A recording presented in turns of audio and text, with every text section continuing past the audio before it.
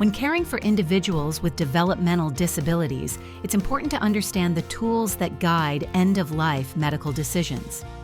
Two common medical documents used in this context are the POLST, Physician Orders for Life-Sustaining Treatment, and the DNR, Do Not Resuscitate Order. While both serve important purposes in guiding healthcare providers, they are not the same and should not be used interchangeably. For direct care staff, especially those supporting people in residential settings, understanding these differences can be crucial when responding to medical emergencies and supporting individuals with dignity and respect. A DNR is a specific medical order written by a doctor that tells healthcare providers not to perform CPR, cardiopulmonary resuscitation, if a person's heart stops beating or if they stop breathing. It is generally focused only on that one decision, whether or not to attempt resuscitation.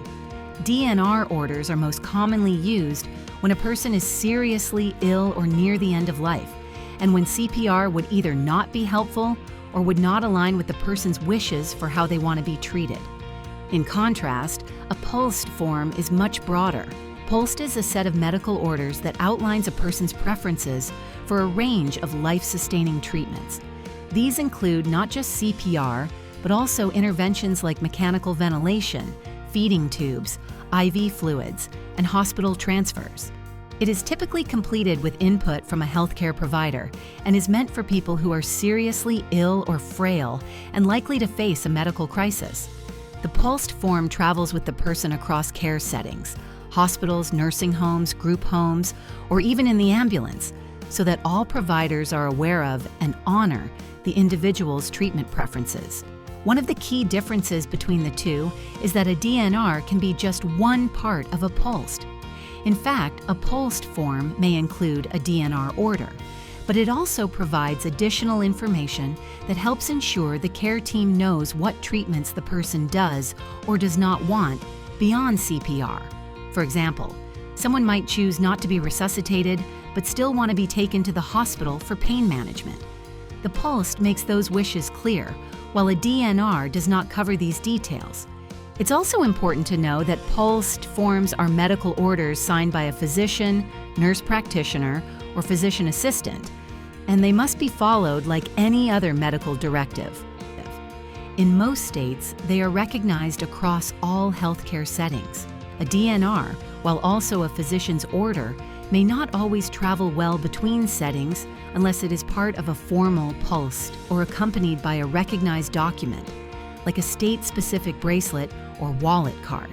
This means that when direct care staff accompany an individual to a hospital or call emergency services, they must make sure to have the correct paperwork readily available.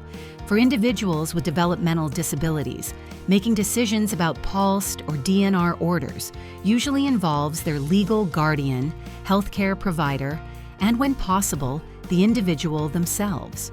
These decisions are ideally made through a person-centered planning process that respects the individual's values, wishes, and medical realities. It is critical for staff to know whether such a document exists, where it is kept, and what it says, as they may be the first ones present during a medical emergency.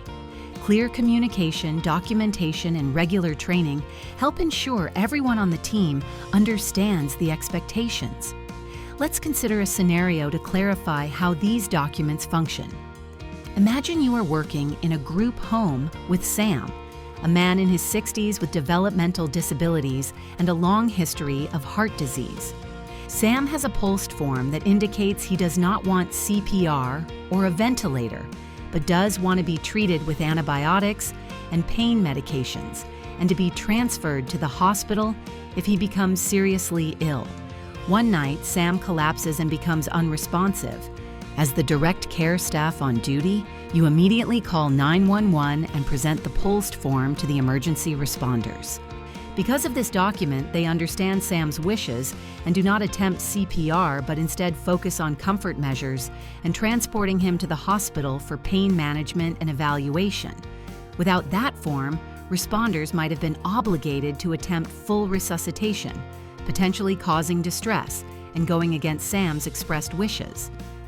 In summary, Both POLST and DNR forms are important tools in honoring the medical choices of individuals with developmental disabilities, especially when those choices are made through a collaborative, informed process.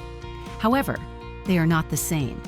A DNR is limited to one specific action, whether or not to attempt resuscitation, while a POLST provides a much more comprehensive set of instructions. Direct care staff need to understand the purpose of each, know where these documents are kept, and be ready to support the individual's choices in a respectful and timely manner. This not only ensures legal compliance, but also demonstrates a deep respect for the person's dignity and autonomy.